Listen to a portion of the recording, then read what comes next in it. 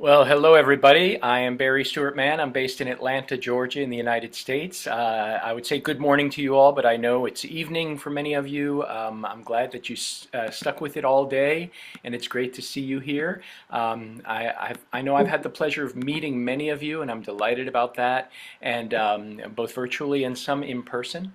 And just for those who don't know me, I'm a storyteller and an arts educator and integrator. I do a lot of work with integrating into the curriculum in schools using drama and storytelling, but I also have storytelling programs. I do a lot of folklore, but I also do storytelling programs to align with curriculum content on science and math, with literature, just all kinds of storytelling. And so our session today is called Variety, Versatility, Virtuosity. Tapping your potential for creating memorable moments. And we're going to start out with a little storytelling, but when I say we're going to start out with a little storytelling, I'm not going to tell a story. We're just going to start out with little bits of storytelling because our session today is really about moments. It's about specifics. It's about effects. So I'm going to toot my horn a little bit. And and let me say at the outset, because I know we have different levels of English, so if at any point you feel like I'm speaking too quickly, please raise your hand. Please alert Eric or alert Banu, or just jump in and ask me to slow down, or if I say anything that you're not sure what it means. So little bits of storytelling and tooting my own horn. I do a wide variety of stories, and I want to just talk about a couple of the moments that I find in my stories that seem to catch the audience's attention. Moments that as I'm getting to that moment in the story, I go, okay, here it comes. This is going to work, right? Ideally, every moment in our stories will work. But these are what we're looking at today, or what I want to guide us to today is looking at specifics. So there's a story I tell called The Finger and the Thumb. It's a story from West Africa, from the Hausa people of Nigeria. And it's basically about why we have an opposable thumb. And one of the things I do at the very beginning of the story is I say, a long, long, long, long, long, long, long, long, long, long, long, long, long, long, long, long, long, long,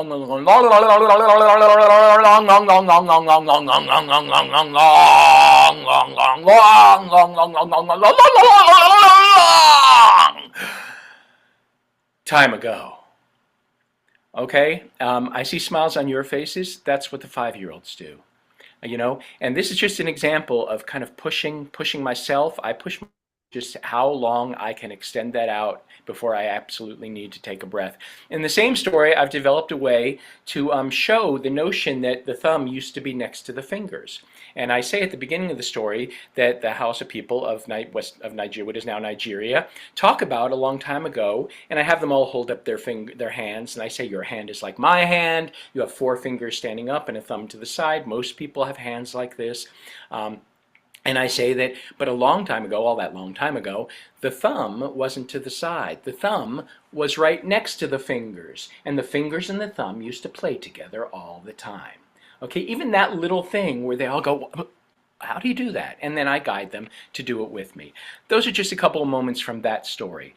There's a story I do that's from a Mexican background called Coyote and Mouse. It's kind of a typical motif of 2 characters helping each other, and the coyote catches. What is it? Yeah, the coyote catches. Oh no, the mouse catches the coyote. A mouse helps the coyote out of a trap. And then later on, the coyote is caught, or the mouse is caught, and the coyote has to help. And in that story, I talk about how Coyote was off doing errands for Mouse because Coyote had to become Mouse's servant, and then Mouse encountered Snake, or Señora Culebra. And Señora Culebra agreed to be Mouse's servant. He found her trapped, and she agreed to be his servant if he would help her. But then she wrapped herself once, twice, 3 times around Miss Mouse, and Miss Mouse realized that she was now trapped in Miss Snake's embraces. And with all, and as the squeezes were tighter, she called out, "Help! Help! Help! Somebody help me!" Just pushing myself higher and higher, as high as I can go with that vocally. There's a story I tell that some of you might have heard. It's kind of one of my signature stories. It's an original story called The Improbable Love of Ethel and Elmer. It's about an elephant named Ethel who falls in love with an earthworm named Elmer. And in the beginning of the story, I established that when Elmer sees Ethel, he says, "Well, what a beautiful creature." And when Ethel sees Elmer, because she's very large, he's very small, she says, "What a handsome fellow." So I established their voices. She's way down here, and he's way up there. And then there's a moment when they meet, and they look at each other, and they've already talked about looking for love. And I go through this sequence, and because it's early on a Sunday morning, I might not do it as well as I try to. But they look at each other, and they say, "I found you. I found you. I found you, my love."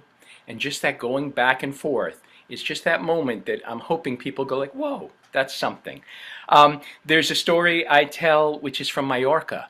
I call it Mama Mama Ayúdame, and it's a noodlehead tale about a young fellow who is looking for love, and his mother tells him what to say, and he keeps saying the wrong thing. He keeps going back to the same woman, but depending on what she's doing, he says the wrong thing. So in the final moment, oh yes, he went to her when she was having a wart taken off, but because of the prior thing, he said, "Oh, I hope it's nice and delicious, and I get a nice big taste of it." And so he goes back to his mother, and she says, "No, that's not what you say when someone's getting a wart taken out. You say, 'I hope it gets dug up by the roots and never grows back.'" And so he goes back, and this time she's working on her grandmother's rose bush for the county fair.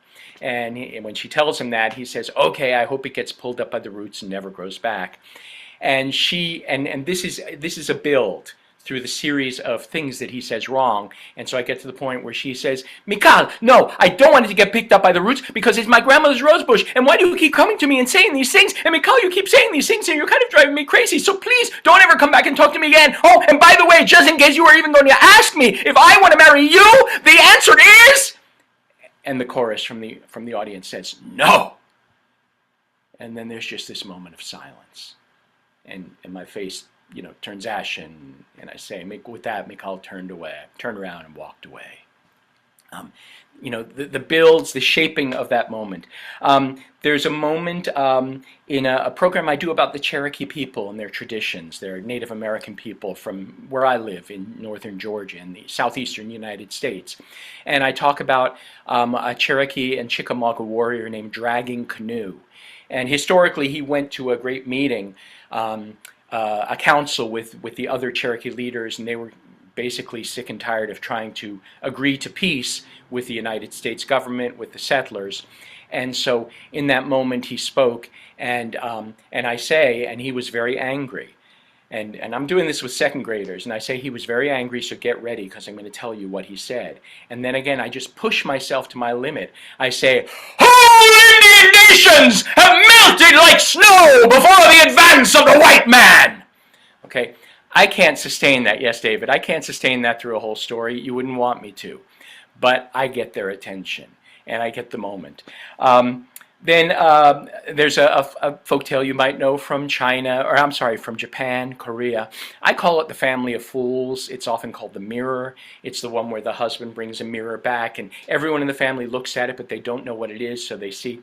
And so I go through the sequence how his wife saw it, and she said, "Who's that beautiful woman?" A picture of a beautiful woman. She shows it to her mother, and her mother says, "Why did you bring her a picture of an ugly old man?" Then the little boy takes it. He has a rice cake. He says, "That boy is eating my rice cake."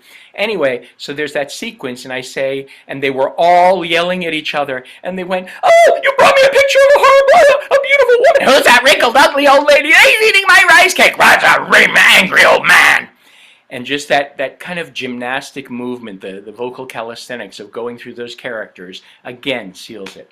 A couple things, and I'm going to go to my PowerPoint here for a second. A couple of things that are kind of visual things that I do in some of my stories that I think create lovely moments. There's our title page. And let me see if I can do this. Yeah. Barry? Yeah. Yes. Can I just make an observation? Please do. The pieces that you've demonstrated so far, a number of involve sort of getting carried away.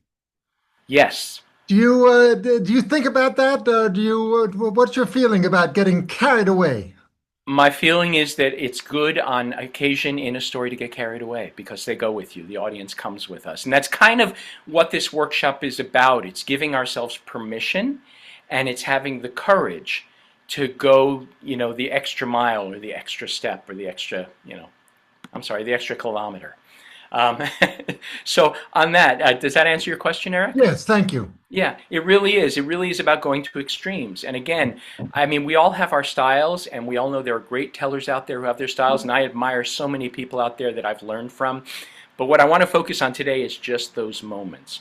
So let's see if this is going to work for me. Oh, there, we'll go back to that. So there's a program I do called Who Put the Fizz in My Pop, and some of you might have heard me talk about this because I talk about it when we're talking about STEAM. And this is a photograph from the program, again with 7-year-olds basically. Um, and and I tell the stories of the people and the science behind things like popcorn, fireworks, soda, and television. And this is the very end of it. And I don't know how well you can see it, but I have a student standing there, I think on the right of your screen, holding Philo Farnsworth's image dissector. So this tells the story of Philo Farnsworth, who basically enabled all of us to be here today. Because back in the 1920s, he came up with the idea. There were other people working on it as well, but he was a young man. He came up with the idea when he was 14 years old, and he executed it when he was about 27, of how to reduce a photograph to a line, kind of a zigzagging line, that can then be stretched out into a line, and I don't know the science of it, some of you probably know better, but it's all about electrons, and it becomes dark and light because they're responding to chemicals in terms of color, and then it gets sent through the air. So I tried to find a way to show that conceptually. And what I came up with is this, where a child on the right has this little plastic box and it has cord in it. You probably, well, the cord then I stretch across. I don't know if you can see my cursor, but I stretch it across here and I slowly weave the cord back and forth in this image on the left. And the first image that Philo Farnsworth sent through his image dissector successfully was an image of his wife, Pem. And as I'm doing this, the audience is going, oh, wow, wow, and I'm narrating as I'm going, and I have students helping me hold it. And that's the first, the first television image. And, and I have teachers say that was so fascinating, and wow. And this is an example where I found a way to kind of present that, and again, it's kind of, I feel like there's a certain, expertise or virtuosity in it. And I'm just going to go to one more. This is a program I do, pardon the face there, but this is a program I do called My Mouth is Exploding, and it's about phonics. And those of you, well, you all know English, and you know that English, it just has a ridiculous lack of regularity. And so as we teach English, to our students. This is for, I think, first graders. And in the story, I become a farmer and I farm phonemes. You can see up there in the corner it says McPhonic's Fresh Phonemes. I do Old McPhonic has some vowels. I have books that I do. You can see the WH down there because those are all my phonemes that I tell, and we all pronounce them and explore our articulators. But in the part where I want to talk about vowels, I say, oh, I brought a friend to tell about vowels. And then I look at the teachers and say, oh, teachers, I have to check with you because my friend is kind of a big mouth. Is that okay? I know when you have a big mouth in your class, you have to often ask them to sit to the side, or you have to send them to the principal's office. May I invite my friend? And the teachers always say, okay. And I say, you know what, everyone, help me out. His name is Artie. Would you all please model for him how we're going to be nice, not be a big mouth. Say, Artie. And they all say, Artie, come on out. Don't be such a big mouth. And so then I bring out Artie, and he's a big mouth, as you can see. And for this, I searched. I went to thrift stores. I went to craft stores. I was like, how can I make a big mouth? I looked online, at dental implements, things they use to train dentists, but those were all too clinical. And then finally, I don't know if I came up with the idea or I happened to be in a pet store, but that is a dog bed, folded in half. And it just works perfectly. It has the little grid inside that looks like the teeth, and it has the lips. And when I bring that out, they all just go, oh, wow, cool. So those are, let me get those are just a couple of my examples. A long, long, long, long, long, long, long, long, help me, or I found you, my love, or the answer is no, or so those are just the ones that I shared with you. I also want to talk about, and so take it off of me, because I've learned so much from so many other people. And I'm going to give you a chance to share some of these as well, but I want to talk about people that were, these moments that I've seen in other storytellers that have just amazed and wowed me. And so these are just some of the moments I remember, some of the storytellers I know. Four of these are from the United States, although I have, of course, heard many tellers in other countries, but not as many live. I hear most of y'all over these waves. And some of you might know some of these people. David Novak lives in North Carolina. Carmen Didi lives here, very close to where I live in Georgia. Ethnotech is a pair that are based, I believe, in the Bay Area. I also wanted to include Aryo, who is Muhammad Aryo Farid Zidni, an Indonesian storyteller that some of us, I think a couple of you are here with me, got to spend time with 2 years ago, and Mary Hamilton, who's a storyteller in Kentucky in the U.S. And so David Novak, he has something he does, and I think his virtuosity, come on PowerPoint, there it is his string figure jack. And Banu, if you wouldn't mind writing in the chat, David Novak string figure chat, just in case anyone wants to go back and look up his video, because it is just masterful. He has, a loop of string, and he does that thing where you do it in and out and over, and he tells the story of Jack and the Beanstalk. And it is just without stopping. He's talking nonstop. He's moving through the story. This is the image of when Jack took the cow to be sold. And then I just put a bunch of them together here. Up on the top left, there's a little sack that the old man wants to sell him beans. Then Jack climbs the beanstalk. Up here on the right is the giant's wife. He puts it over his head. And of course, he's doing all kinds of stuff with his voice. And the whole thing is rhyming as well. Then on the bottom left, he's the giant. Then he shows the golden egg that the goose lays. And finally on the bottom, there's the magic harp. And it's just, as I've seen this many times, and I actually should say I wanted to feature David because David was and is my mentor. I would not have gotten into storytelling 30 years ago or 34 years, 35, 36 years ago without David Novak, and I have learned so much from him through the years, and he's just amazing. So, if you want to look at some virtuosity, look at String Figure Jack. Now, that's the sort of thing that I think, that's amazing. I could do that if I really worked hard, really practiced, really tried. And of course, he makes it look so easy, but we know that there has been a lot of attention put into crafting all of those moments. I want to talk about Carmen Didi. And this is actually from Carmen's TED Talk, where it's primarily a story called You're Gonna Miss Me, and it's about her mother.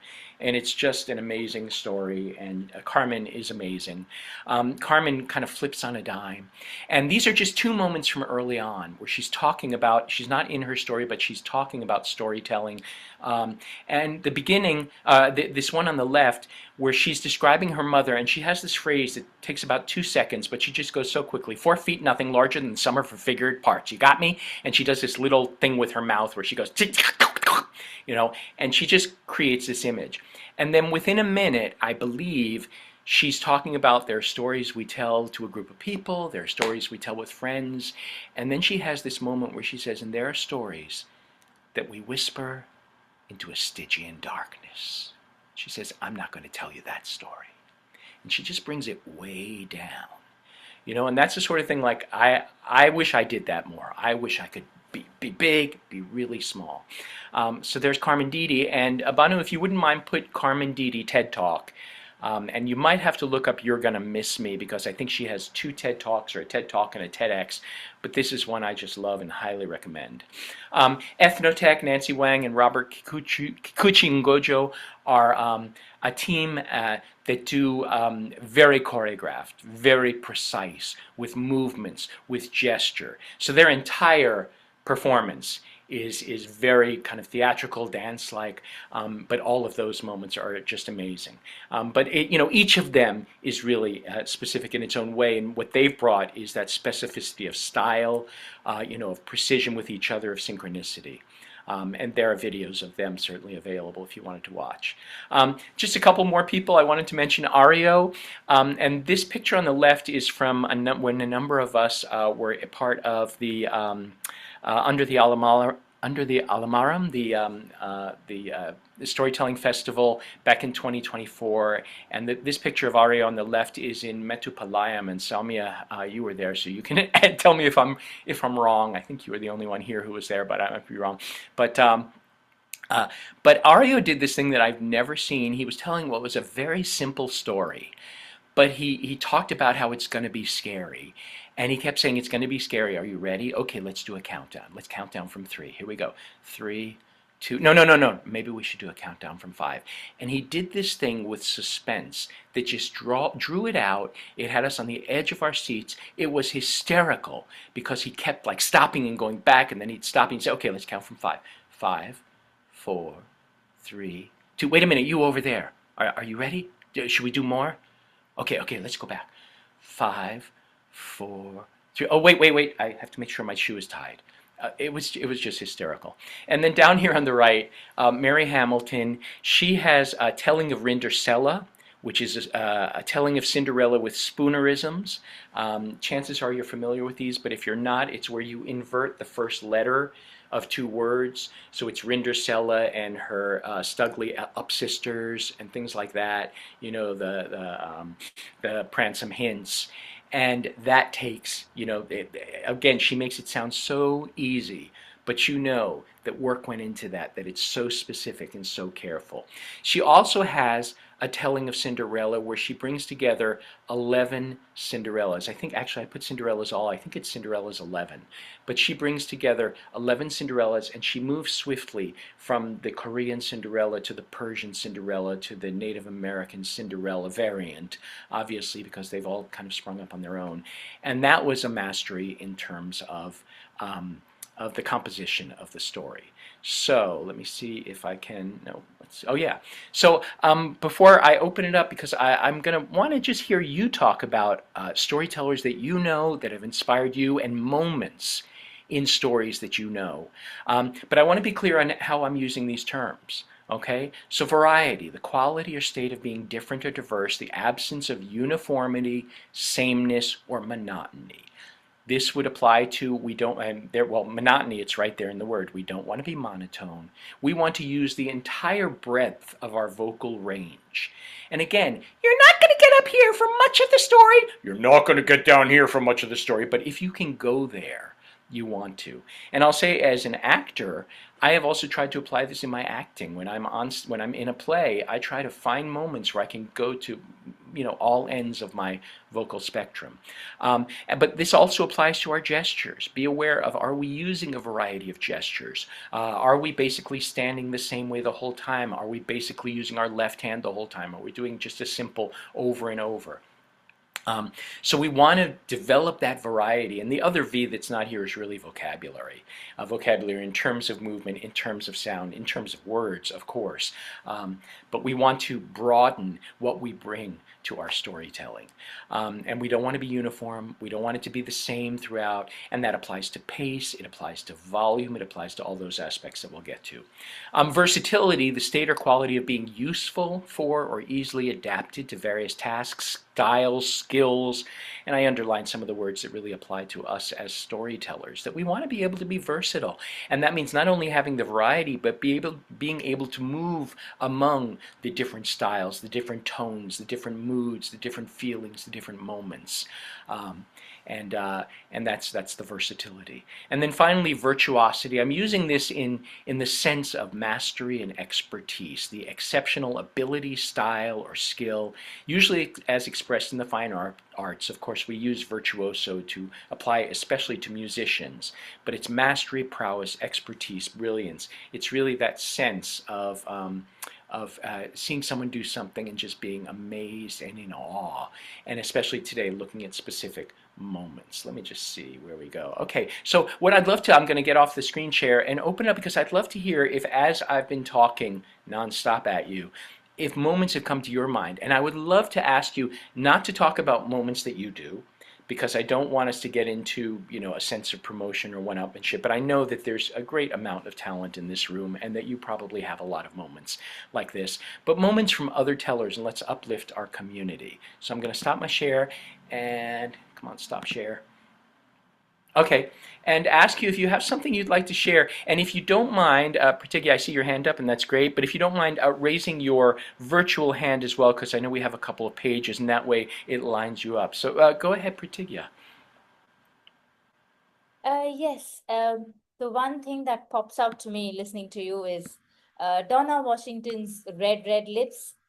Ah, her voice. Oh my God, the way she moves from the ghost to the kid to the mother. Oh, I am in awe of that. Terribly, terribly in awe of that. Thanks for And, helping me remember that again, Barry. and it sounds like that's a moment where you might say, and I know you're an amazing storyteller, but you might say, I could do that if I really worked at it. I could I've do that tried. I would if say I've tried. okay. Okay. Great. David, and so nice to see you here. Hi, Barry. Hello, everybody. And wow, you took the words out of my mouth because I was going to say Donna Washington, but I've got two, so I'll go to the other one. And Donna Washington, it's yeah, it's not just the voice. I was just going to talk about the characterization. I mean, I saw her videos when I just started out as a storyteller, and things like scaring crows, and the eyes and the hands and it's total, isn't it? It's 100%. And the other one I was going to mention, a storyteller that some of you might know, I don't know, a British storyteller called Michael Dacre, quite a senior storyteller these days, and he's virtuoso in many areas. But one of his things he did, he won the national lying competition a few times. He used to host it, and the virtuosity and the preparation that must have gone in because no no sentence in the whole story made sense. I can't even begin to describe it. It was like every sentence had a lie within it. But if you look it up, I'll put it in the. I'll see if I can find the link and put it in the chat because it is a virtuoso performance of how to tell us. I mean, it is a tradition. It is a. I don't know if it's just in British traditional storytelling, but there is that tradition of telling a story where nothing makes sense whatsoever, and he's a master of it. Mm-hmm. Wonderful. Thank you. Anyone else? Any other moments from stories that other tellers tell that you'd like to share? Yeah, Priyanka. Thank you. Hi. Uh, I have watched and I've heard Antonio Roca with his mime. He's telling with his mime. The way he enacts the lion, the way he would climb the rope. Ah, Hmm. incredible. And I also, yes, please. No, go ahead. Go ahead. And of course, I need to mention Laura Sims Oh, for the texture, for the softness in the tone, and then raising it high. She would just hold your hand and take you in the story.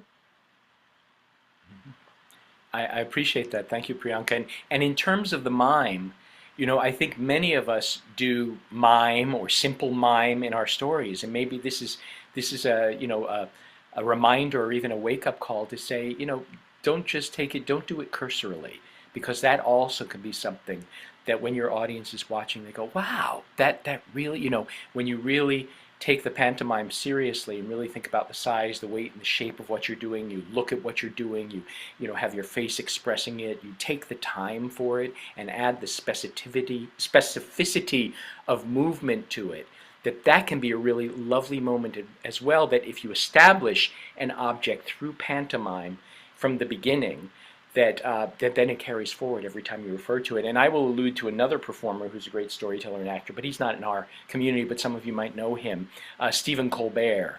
That if you ever watch the late night Stephen Colbert show, he's trained in pantomime and he does this wonderful pantomime. Anytime he is pantomiming something, he's very specific with it and he always puts it off to the side when he's done. Yes, Banu, go ahead. So, two storytellers I would like to mention. One is Jiva Raghunath, and another one is Diane Farlat. So the And who was the way first one you said? Jiva Raghunath, Oh, yes, yes. Yeah. So Diane would, beat, her hand would be beating, but the rhythm and the telling would happen with it's a delight to watch her, listen to her. And I And had Diane on my list. I just didn't have a particular moment, but I have to say that is something I cannot do. I cannot have a rhythm going and have something else. Just no yeah, way I'm even yeah, trying. But go ahead. yeah. Thank you. So someone else is also there. Oh, no, but you were also going to talk about anything specific because I also thought about Jiva because Jiva is just Yeah. amazing. The energy. Go ahead. Her energy, as you said, her energy and the voice characterization. Yeah. Characterization voice that she brings in is mind-blowing. Thank you. Yes. Great. And I'll tell you what, June, I'm going to come to you in a second, but I'm just going to go to the chat. Manjiri said, I've watched Nancy and Robert. They are very good. That's Ethnotech. And Vanita talks about Cooper Braun, hearing him tell a story over 6 years away, 6 years ago, and the gasp she gasped stayed with her. So there must have just been a moment when you felt yourself, Anita. That's wonderful. And Eileen J. O'Callahan, of infusion of wonder expressed spoken, the pause, gesture, all transportive.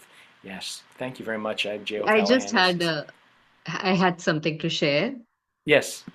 Yeah. So I'm not very sure who the person is. I forgot. But what stood out to me once was there is a person, wearing a sari, and in the middle of the story, she's talking about a baseball story, and she's taking the baseball stance.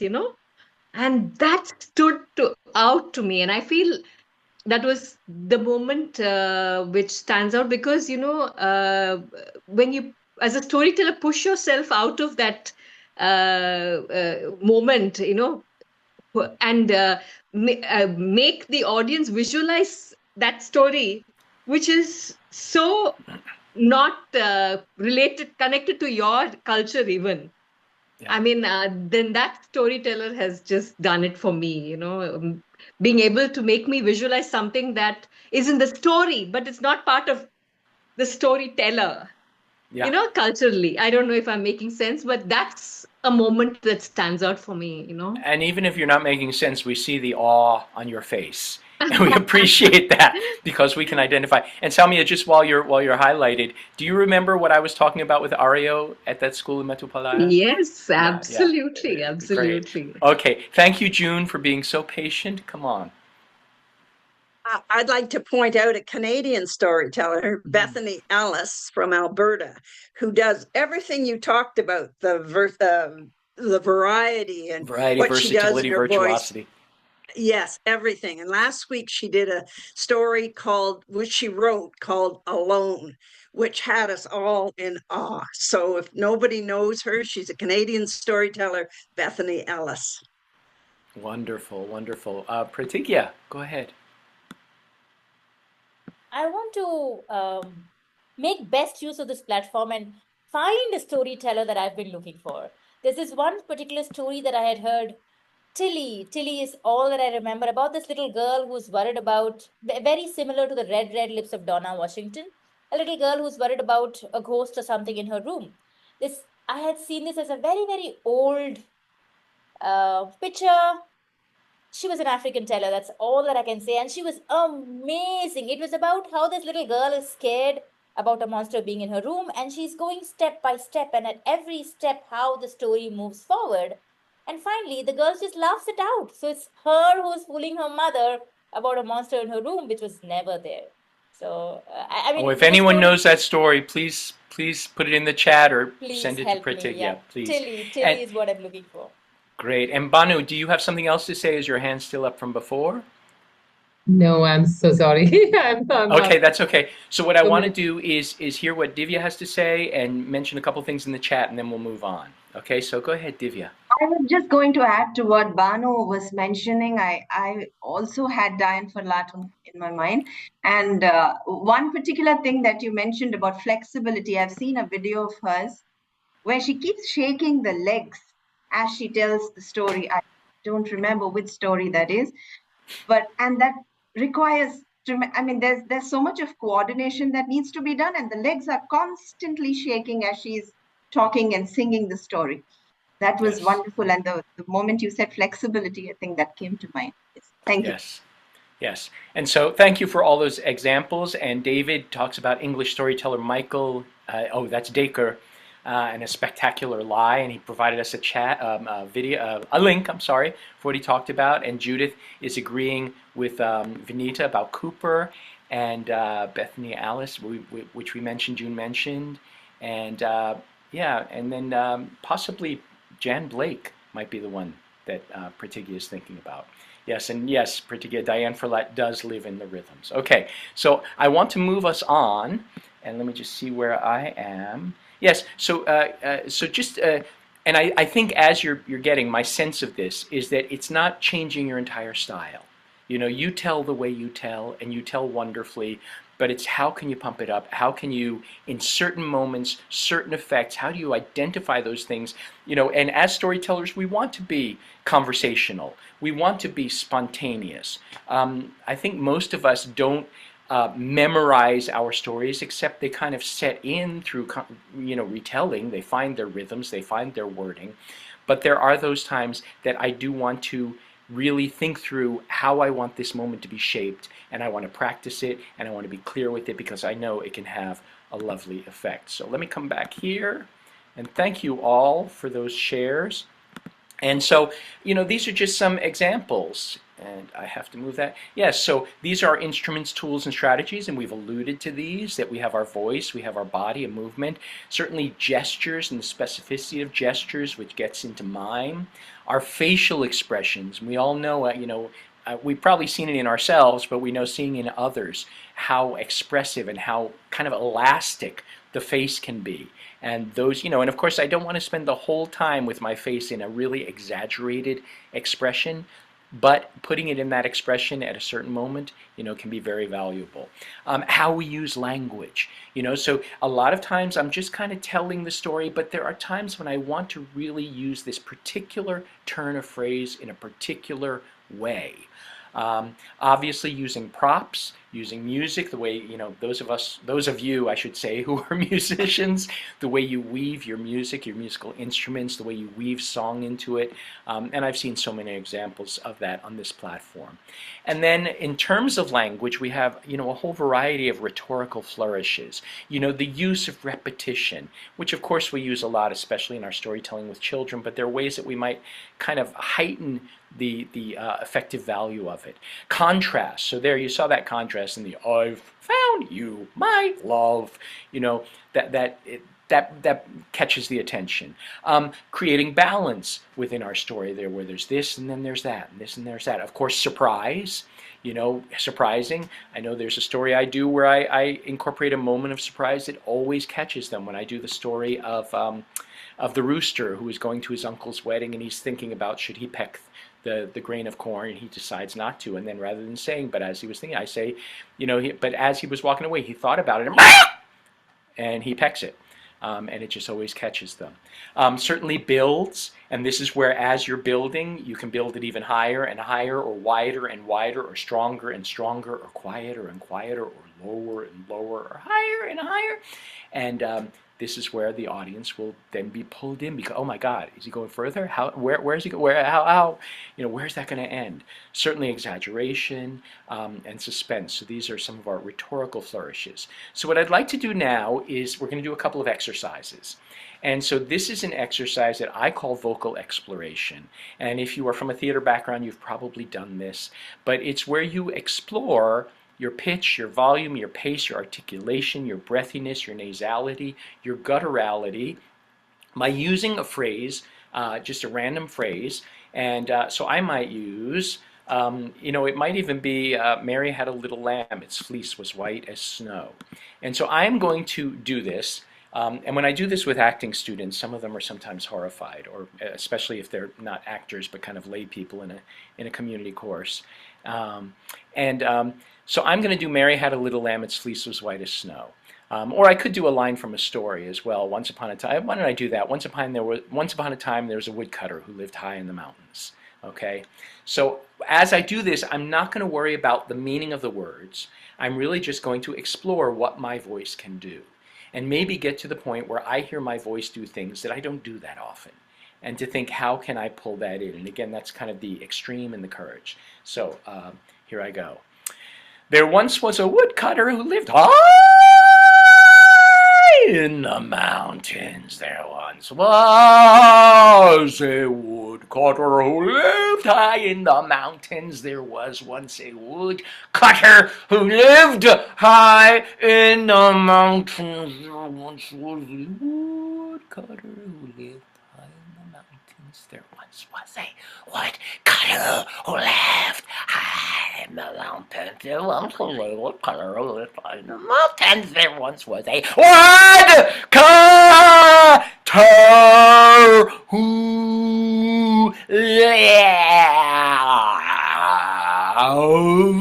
was a woodcutter who lived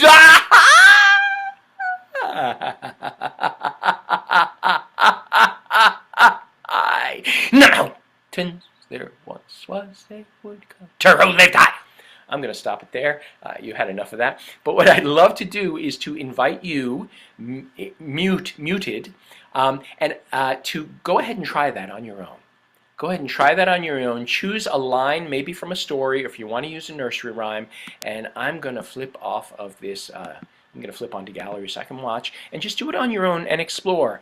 And don't worry about looking at the camera. If you want to turn your camera off, you can. That's fine. But we are all storytellers. We're used to looking silly. And take maybe a minute to explore. Think about the volume, pace, your pitch, breathiness, nasality. Ready, set, go for a minute.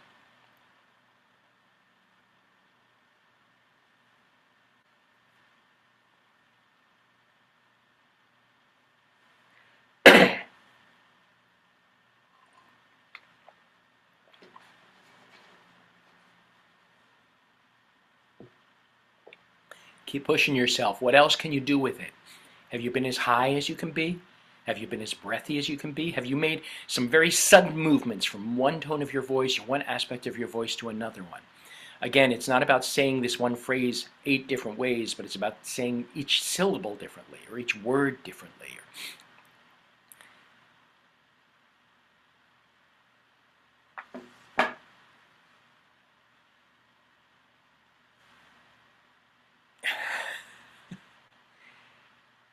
And I didn't time it, so I think that's about a minute. Let's stop it there. But of course, this is something you can do more on your own. And I'd just love to hear if anyone wants to jump in and say, how did that feel? Did you find an aspect of your voice that you realize, I don't do that very often? Did you scare yourself? Did you embarrass yourself? Anyone, jump in, raise your hand, or just jump in. Definitely embarrassing. I had to ask my family to close my room door Oh, in case they freaked out. yep. But it felt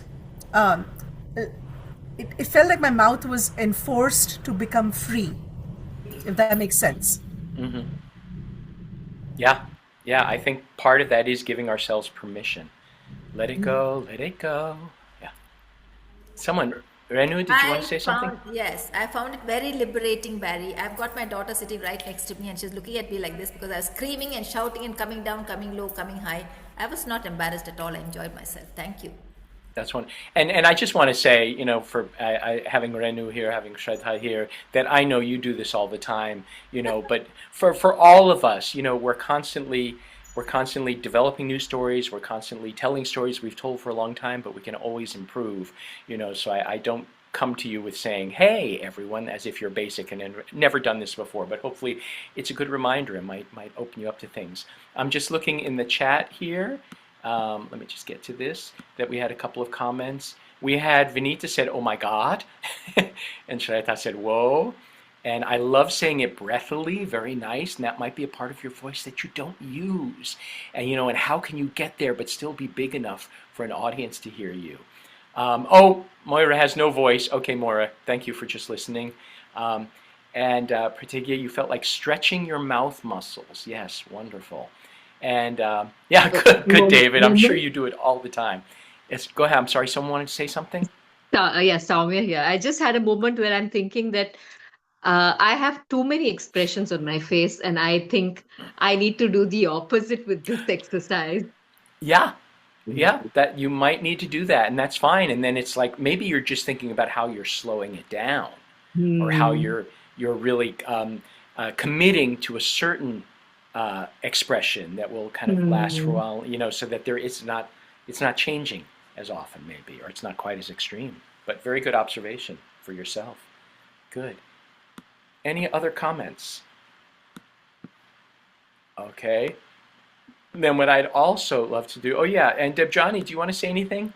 You said very interesting exercise. Do you want to add to that or comment on that?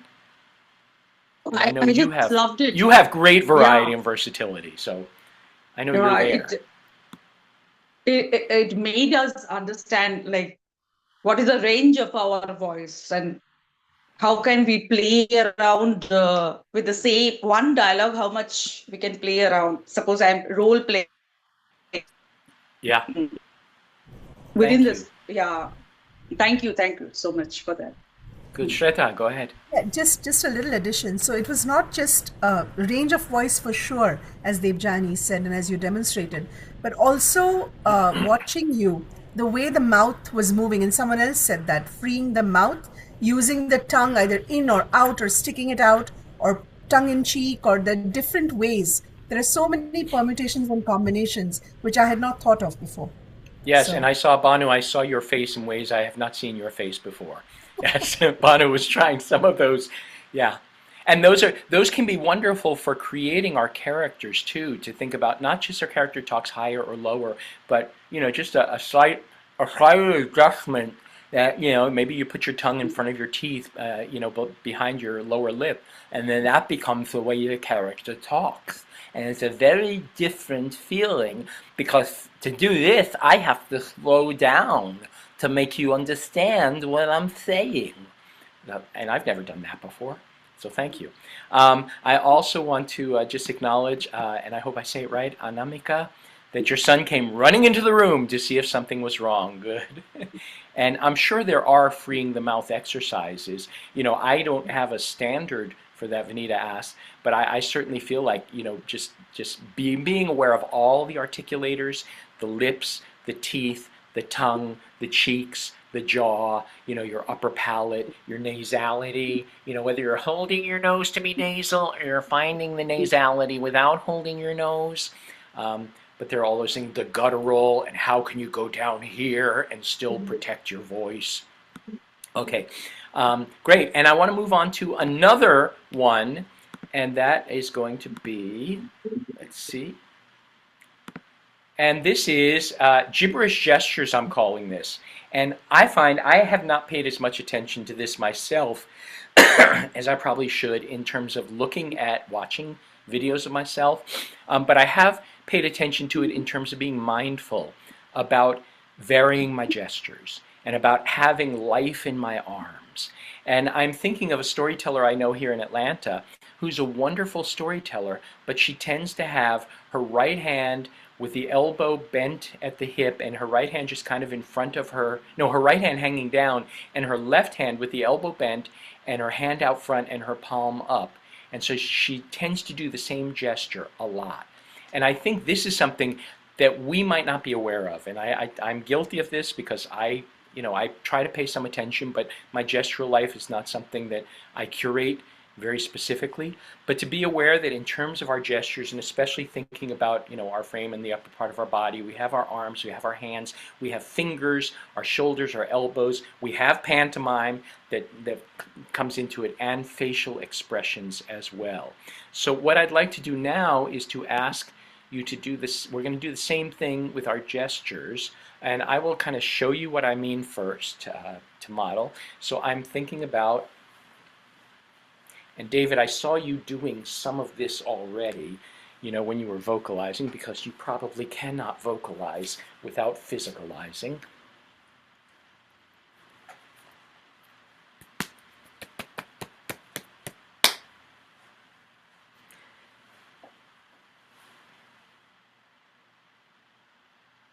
So you see, I'm doing kind of the same exercise. It's just an exploration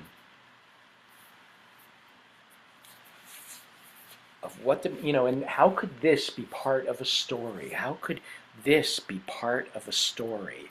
How could this be part of a story? How could this be part of a story? Right?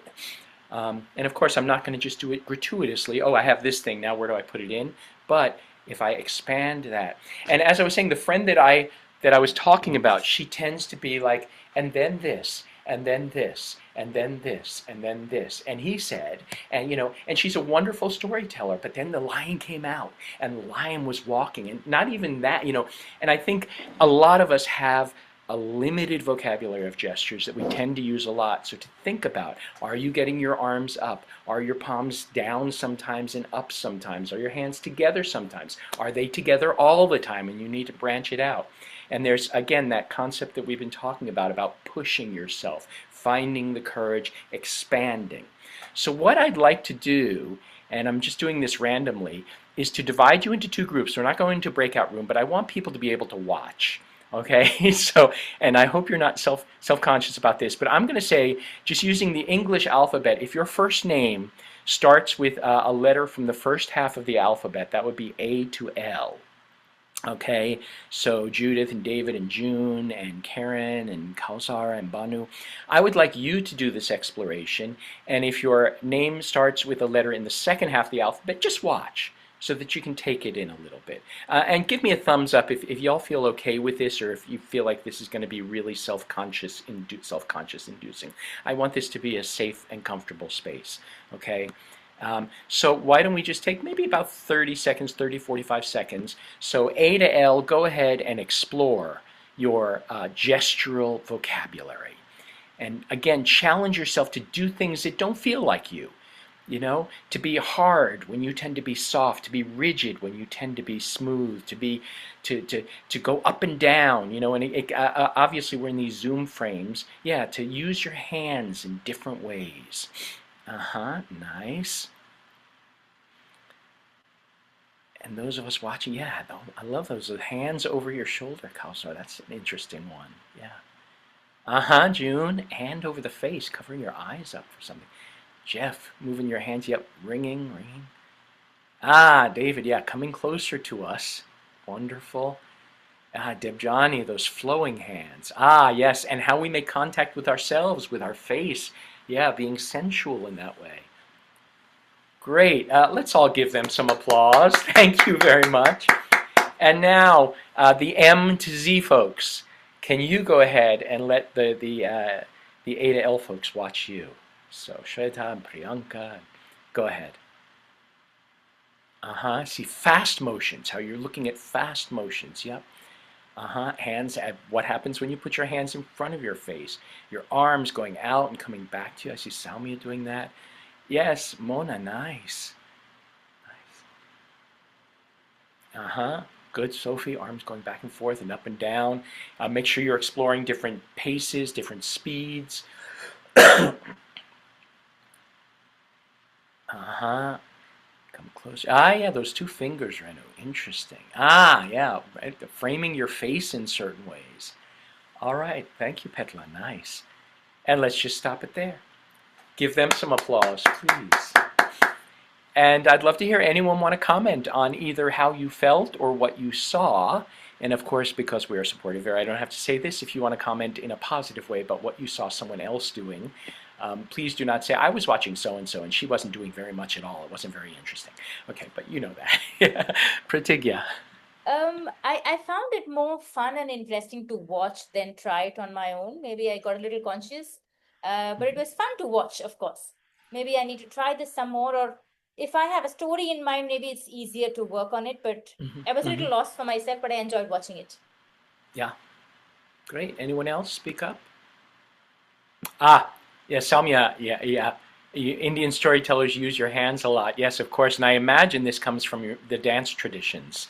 I did a project years ago, and I totally don't know what I'm talking about, but I worked with third graders. We did a retelling of Cinderella through theater styles, and one of the styles for part of the story was Natya Sastra, and I had students doing an approximation from my research of what that might look like. But yes, that makes perfect sense. Thank you for I for have a pointing that out. question here. That I I'm have in a the land of question. people who speak with their hands. Yes, go ahead. Sorry, I just have a question here. Yes. Would you ever say that this a particular gesture is not required in that story, or would you have would you kind of coach your students to edit out a gesture? Ah, I'm sure you would, just in the way you wanted to self-edit a little bit by saying you have too much expression, right? Before when we were talking about voice, that you have too much. And obviously, if a story becomes cluttered, or if a gesture is not effective, I certainly would encourage someone. And sometimes, of course, even though I'm in this, we're looking towards more and bigger and farther, but sometimes, of course, less is more, and there is that kind of courage as well. How long a pause can you endure at a key moment of the story? Or how slow can you get in a story? So that less is more is important. Does that answer your question, Salmia? Yeah, Yeah, I think yeah, there definitely would be a point when you say, I'm not saying gesture constantly and make every single gesture different, because then it becomes an yeah, exercise in yeah, watching yeah. someone. Yeah, yeah. Thank you. Other comments about that? And I'm just looking. Yes, So I just Petla explored says what he you found his said. rhythm. Oh, go ahead. I'm Sorry. sorry. I just explored the way how you demonstrated for us. I just tried repeating the same. I felt like I have done a bit of exercise. I could feel the stretches. Yeah, And like this might actually be, you'll find that they're just muscles, actual muscles in your body you don't use that much. Then in the course of your day, you gesture a certain way. And that comes over into your storytelling, and it just does not give you the breadth, and not that you want to go through your day talking to people like this. No, that's not, and there are people who do that, and they're lovely, but we don't need to do that, okay? Um, but in your storytelling, this is just about, we're being mindful, we're being intentional, and we are building things in. Wonderful. true. Snapping fingers as a rhythm could be a hand gesture too. Thank you from Kausar. And Anamika says, would it be distracting to the audience if we move too much? Obviously, yes. And this gets back to Salmia's question. We don't want it to be too much. So this is, and what we were doing, that exercise, is really just to explore. But your story is going to be much more carefully crafted. But this allows you to have the vocabulary, so that if there's a certain moment and you're looking for what is the right gesture going to be I need something physical, and maybe, this or this is not going to do it. Yes, Anuradha. Yeah, hi. I think it left me wanting for more. When Ah, I was observing, the other group performing the gestures, it was like a visual punctuation for me. The way they were using the hand movements, and there was this urge inside me which said, "Now I want you to use the words and tell me more." So, yeah. thank you for that. And on that, I also want to add, that this is all just about who we are as individuals. And there are storytellers that stand at a microphone and speak, and do not gesture very much, and do not have that many kind of vocal calisthenics. I haven't heard him in a while, but one of our best storytellers in this country is Donald Davis. And he, I think, has a more simpler style, but, well, no, but he has a lot of life to him. But in any case, I'm not saying you have to gesture. I'm just saying realize what you can have in your toolbox. Okay? I want to move on, because what I'd love to do is to ask us to kind of work together and do some brainstorming. And so, I'm sorry, there was one more, but we're not going to do this because we are on Zoom. And I know I can't do it, but the other thing is, you might want to do an exercise with walks, what I'm calling walks and wanders. If you move in a live storytelling event, think about how you walk. At a certain point, I saw a video of myself and I thought, why am I taking those tiny little steps? There's just a meekness and a lack of power in that. And I just started realizing I need to, think about how I'm walking in my storytelling performances. How are you using the stage? You have a performance space that's available to you. Are you higher and lower? So there are all those things as well. And so you might want to do a similar activity to what we did with our vocal exploration, what we did with our gibberish gestures. You might do that at some point in front of a mirror and look at yourself walking around and moving, getting lower, getting higher, walking with a certain part of your body, so you're leading with your shoulders or leading with your knees. These are, of course, for those with theater backgrounds, these are things that we all do in the theater all the time.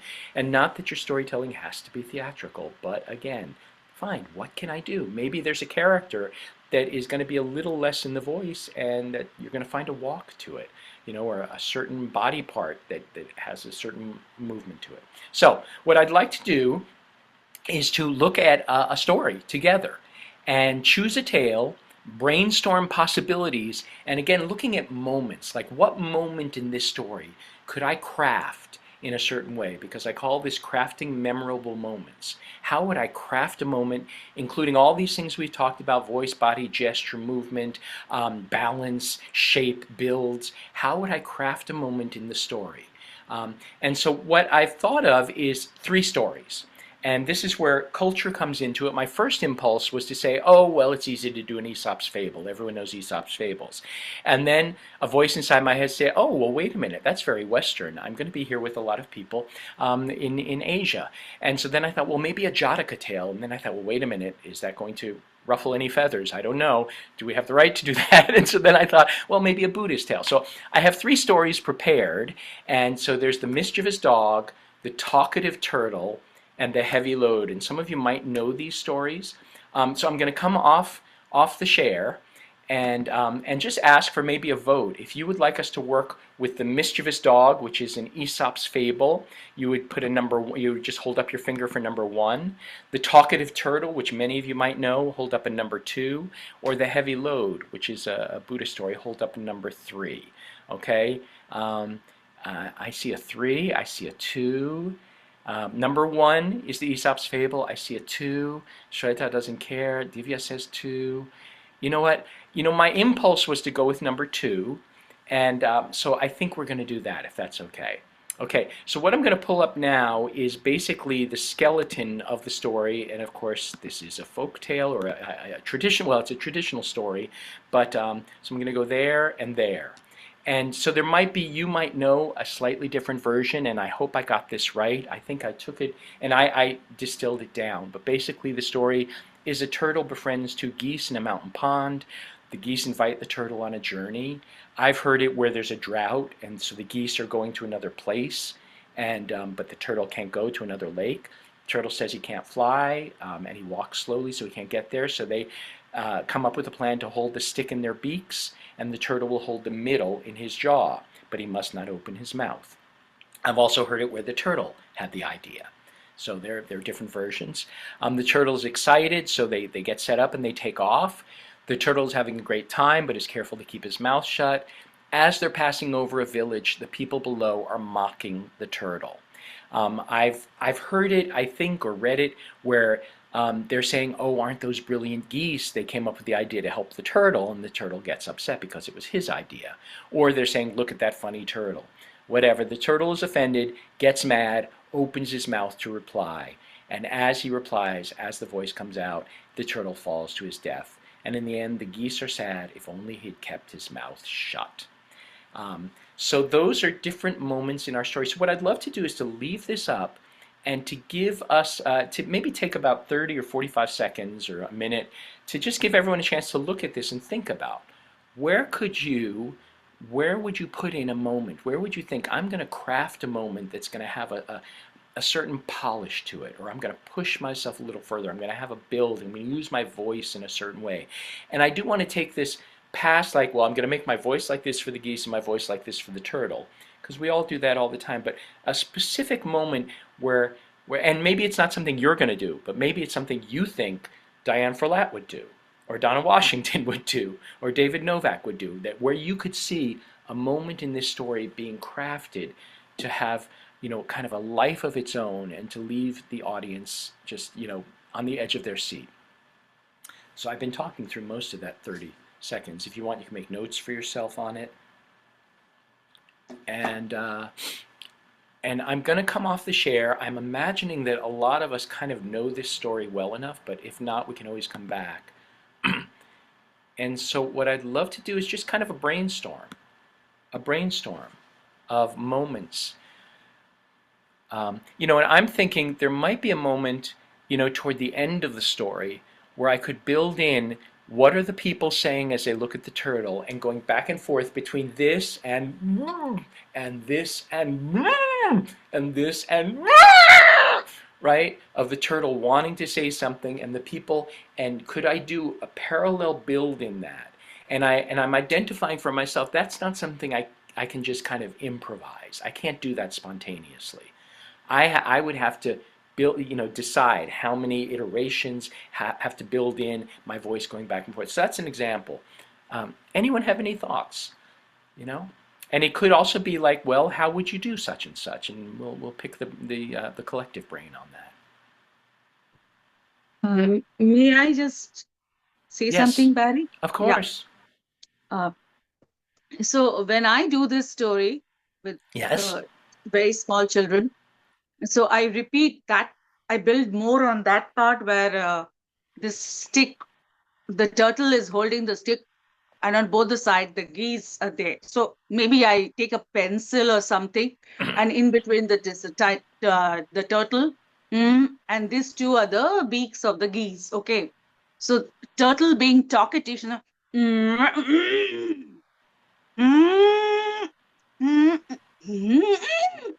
so the warning that again and again that two geese are giving. So this children love, and because it is like, and then, as you said, this and this goes and it falls, and there I don't make the turtle die. Okay, yeah. It's pre-K, yeah. Punishment. I mean, he gets the result of his too much talkative behavior. So I say, okay, now I take the name of the hospital, which is very close by to that activity, to that center. And so he is now admitted there and going through a lot of, bandages and this medical treatments. Yes. Wonderful. And Debjani, obviously you do this all the time. And if you could package your eye expressions and put them in a bottle and sell them, you would be a rich woman. But giving us that but like the courage to say, I'm going to put something in my mouth and I'm going to continue the story. And how am I going to continue telling? Like, are there parts that I have to narrate with this thing in my mouth, or do I take it in and put it out? And what do I do with my eyes as I'm doing it? And how can I communicate with my eyes? Yeah, I do a similar thing when I do the story of the lion and the mouse, where I have a little mouse, and I have the mouse come up on my head. I'm asleep, and as opposed to like just waking up, I go,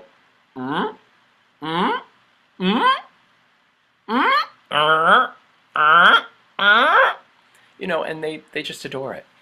Go ahead, Divya.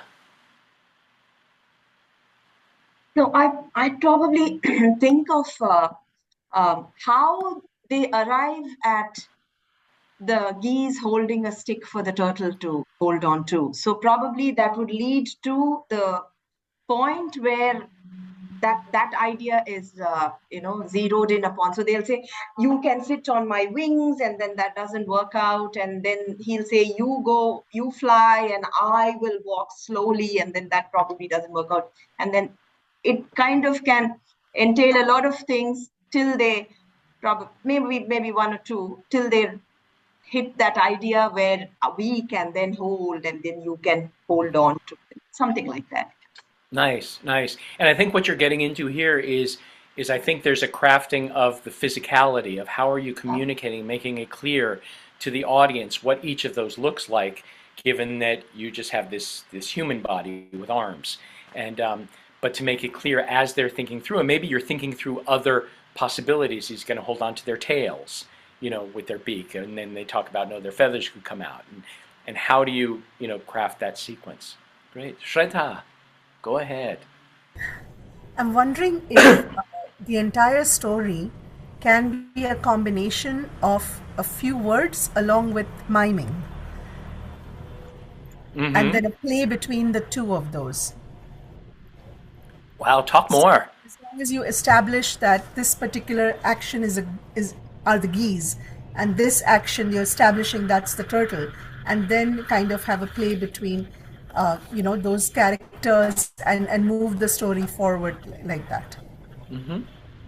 I think that would take, for me, that would take courage to think I'm only going to tell the story. And I think that's lovely. That's wonderful, you know, to really focus on the movement and just use words sparingly.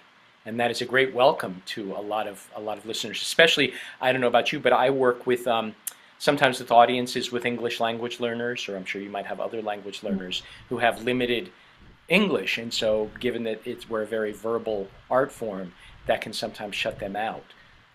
And that's where also just in general, expanding our gestural life will be more welcoming, might be more welcoming to students who have language processing challenges. So maybe they're going to start to tune out if they have too much language, but they're really tuning into the gestural life. Yeah. Pratigya, you looked like you were going to say something. Go ahead. Back to... Go ahead, Shraddha. No, Prati, go ahead. I'll add on to that. I'm just adding to your idea. So you finish, I'll move on then. Okay, so once I had done a story which was Are You My Mother? I don't know, many of us may or may not know that story. And I was telling to a group of parents of NICU babies, so very young babies. And so I first told the story in our regional language.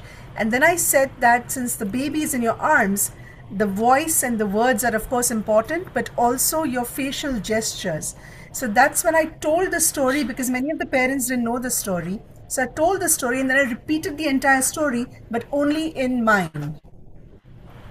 And that went, since they knew the story ahead of time, that worked very well. And they were really surprised because they were filling in the gaps for me as I was miming it out. Wonderful. Thank you. And Preti? To add exactly to what you were saying, Shraddha, this is a personal experience. I was struggling with my voice. I had kind of lost my voice, and I was contemplating if I could, skip a session completely. And that's when Jiva told me, you don't have to talk to tell a story. You can just mime it down. And this is the story that she told me about. I have done Talkative Turtle without saying a word. So you give a couple of lines to the audience, and every time you mime it, they fill it in for you. Of course, I haven't tried it. It didn't work for me. But this is exactly what she told me, and it has worked for her. And I think she's also shared a video of that with me. So yeah, that's what I wanted to add. So it's doable. It's doable. Maybe not for me. Jiva is in some ways the definition of virtuosity, I think. But my own thoughts on this story, what I was thinking of is the moment where the kids are laughing at the turtle and the turtle falls down. So there are a couple of lines of how they're laughing and just look at that, whatever the kids are saying. And the turtle has had enough, so he opens his mouth, he starts, how dare you, and so that was one thing that I was, just visually seeing it fall, and then it goes pachak. So yes, and Petla mentioned this, turtle falling to death.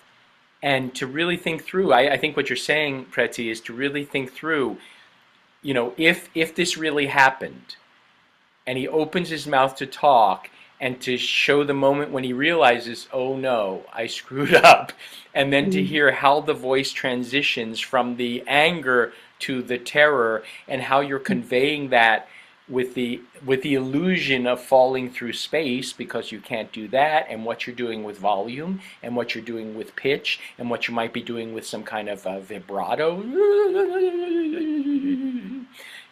I think that is something that people would walk away going, oh my gosh, in the moment when the turtle fell. And of course that is the key, that is the heart of the story. And Petla, did you want to say anything about that? And I hope I pronounced your name correctly. No, maybe not. Okay. I'd like to say something. Yes, please do. Thank you, Sophie. Yeah, I'm Sriyan, and you just reminded me in the discussion. Sorry. Yeah, that I was looking at Sophie. Yeah. That some years ago, quite a number of years ago, it was Jiva telling this story with miming the nouns.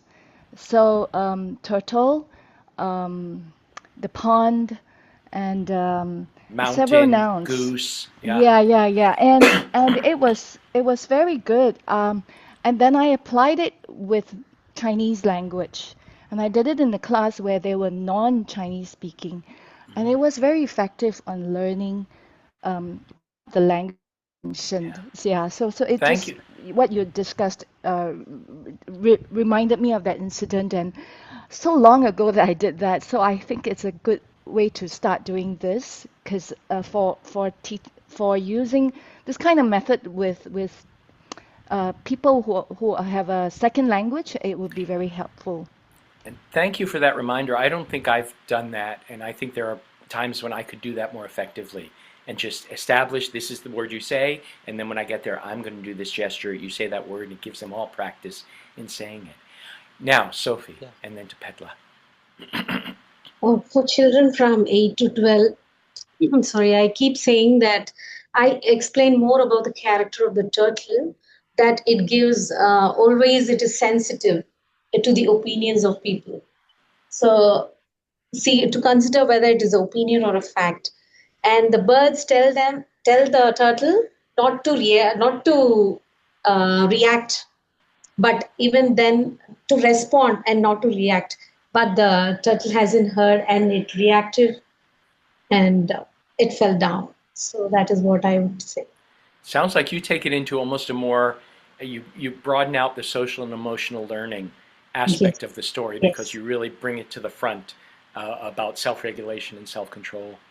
yes, Yes, exactly. thank you. And Petla? Yeah. And did I say your So name my correctly? yeah, you pronounced my name correctly. So my internet was low, so I was not able to respond to you immediately. So like I was imagining a scenario where when the turtle falls to his death, then he will be screaming and he will be saying, help me, help, no, no, no, no." Like Mm-hmm. it is coming down and he falls to his death with a thud. Yeah. So I had that image in mind, so I just commented And I on that. think that's a place where like where I would go with it is I would really push myself to extend that sound as long as possible because the longer the sound is, the farther he's fallen, and the longer the sound is, the more suspense there is for the kids of like what's going to happen. Are they going to save him? Is he going to land on a tree? Is he going to, and there's that suspense. Yes, David. Just like to briefly share an experience, and it's I learned a variant of this story from a PhD student from Angola. He learned it as a child from a remote region, and when he shared the story in this multicultural event, he went back to being a child. So he danced the story. He did the frog dance, and we were all trying to do it, but we weren't fit enough. And anyway, but it Nice. inspired me because his telling was so dance. So I've used this story that it's the flying frog rather than the Yeah. turtle.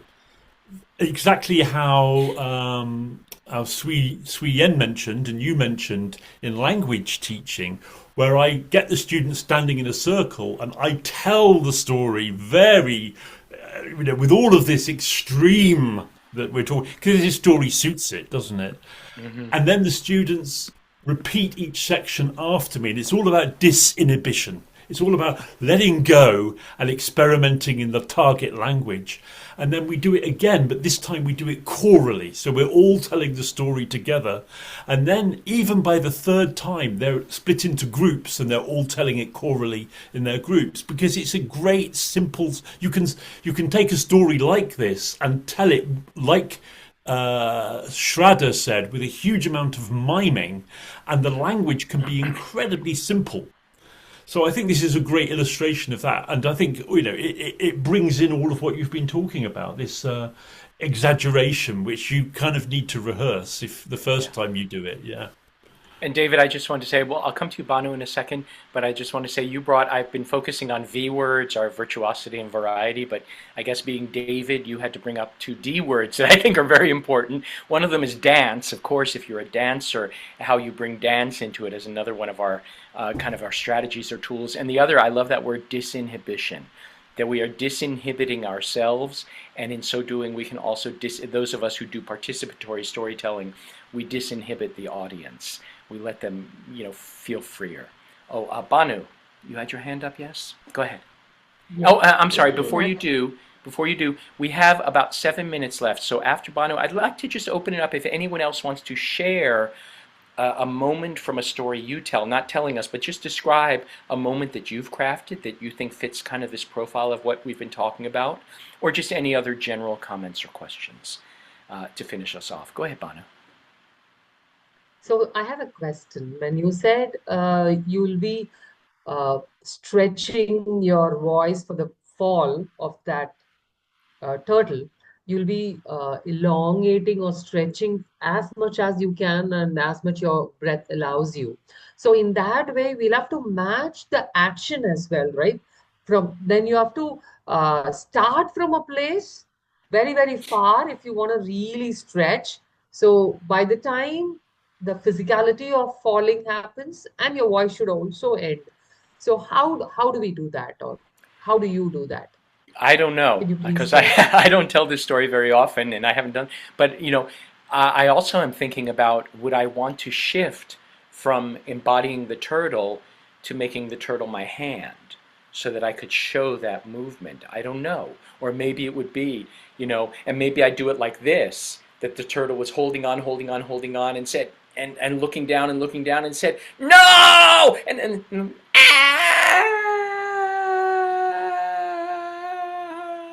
maybe I'm doing movement, maybe, and then I'm getting all the way down. Maybe I'm even getting down on the ground with it, even when my hand so even giving myself permission to lie down on the ground, which is something I do in some of my stories, There's a story that I tell of the argument over the eggs that I think is from various cultures. I tell a version from Ecuador, and when the wife says, well, if you don't let me have eggs, I'm going to die, and the husband says, go ahead, die. So I just, as quickly as I can, fall down on the ground and just lie there, and and then try to stretch out, just silence for, I don't know, 5 seconds, 10 seconds, and then I kind of sit up and say, of course he could see her breathing. So I don't know, and I think some of this is experimentation. Some of it is like, for each of us, it might feel different. So I was saying that's my impulse, is to stretch out that sound. But for if it doesn't feel I just right, you would visualize. do something. Maybe Yeah. if we just look, it doesn't even have to be physical. I mean, that's the thought that came to my mind when you said, Banu, because yes, physically doing it will be challenge if you have a long voice, a voice which ain't stretched. But if I can just look slowly coming down, Yeah. that might work as well. And what's nice about that, Preti, is that if you are looking at the turtle, by doing the sound, you have your mouth open already, so you have the sound coming out, even though we know the sound's coming from the turtle, and you can take that really slowly. Yeah. And the audience is watching it with you, so it's a whole Yeah. interactive, and I love that. Yeah, thanks for that, Banu. Yeah. Barry, Other question? Yes. can I ask you one thing? Have Of you course. stories for neurodivergent children? I definitely do. I don't do it so much targeted. Like I haven't done a lot of programs with a specifically neurodivergent audience, but I tend to be fairly aware, in an audience, I can go, oh, there's one, and I sometimes try to include them, or just be more aware of what they might need. You want to talk more about that question? Yes, Barry. Yeah, because I went and for 10 minutes or 15 minutes they could focus, and after that, whatever sound or that doesn't matter for them. So Yeah. So we have to be aware. Yeah, if I'm being as loud as I can, that might put some people off. So thank you yes, for that. That are extremes. That we might have audience members who are really sensitive to extremes, like that turtle. Yeah. thank you, Barry. Thank you. We have 3 minutes, so I think we're wrapping up this session, and I believe we are wrapping up the first weekend of the 2026 Chennai Storytelling Festival. So thank you all very much for making this fun and easy for me, and for bringing your expertise to this, because I know when I lead a workshop like this, there's so much expertise in the room. And for those of you, maybe there are some for whom it's like kind of eye-opening and go, wow, I never thought of that. And I know there are a lot of you for like, oh yeah, I do that. Oh yeah, I do that. Oh yeah, let me. But hopefully it's a chance to kind of get back to it, and maybe gives you some vocabulary for thinking about how you approach your storytelling. And I'd be remiss, I think he's still here somewhere, if I didn't say thank you again, Eric, Eric has just been a great mentor and a great facilitator for me in my travel to India 2 years ago, and he continues to be an inspiration. And thank you for providing me with this opportunity to share some thoughts and also to see so many friends. Well, this has been a great community meeting and very practical. Very practical. I just have one. I have to share this. So I just Yes. have to share this. So very, very long time back, the story of the sky is falling on the head. I used to have this song, the sky is falling on my head, on my head, on my head. The sky is falling on my head. Let's go and tell the king. So this refrain I would repeat. And then I saw David doing it so differently with his plop.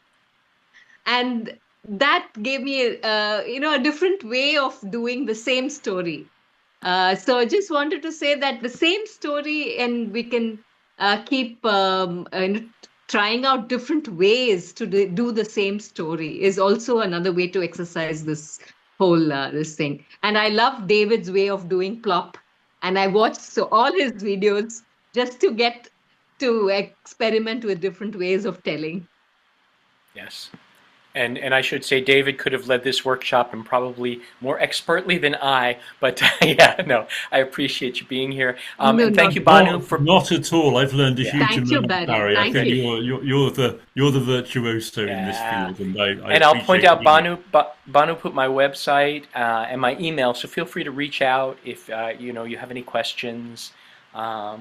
Oh wait, Moira says, I would love to have the turtle survive by falling into a pond, making up her mind never to fly goose air again, mouth shut or not. Thank you, Moira. All right, back to you, Eric. Thank you so much, Barry. Thank you. Okay, we're stopping the recording.